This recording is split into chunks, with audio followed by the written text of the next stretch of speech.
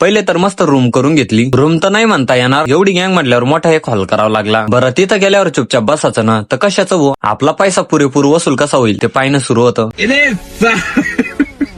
तर रामराम मंडळी, स्वागत आहे तुमचं आजच्या ब्लॉग मध्ये. आता आमचं कधीच सुरू होतं फिरायला जायचं. फिराच्या नावाखाली ना आम्ही मंदिरात जातो. त्यामुळे आपली अटकळवाशी गँग आहे ना निघाली होती शिर्डीला. आता एवढे नमुने सोबत आहे आणि शुभ कार्याला जायचं म्हटल्यावर पहिले नारळ फोडून घ्या म्हटलं. कार्यकर्ते एकापेक्षा एक डेंजर आणि त्यात ड्रायव्हर भाऊचे गाणे. म्हटलं बस आता काही खरं नाही. त्यात गाणे बी असे ना भाऊ, अरिजित सिंग फेल, नुसत्या रड्या पड्या.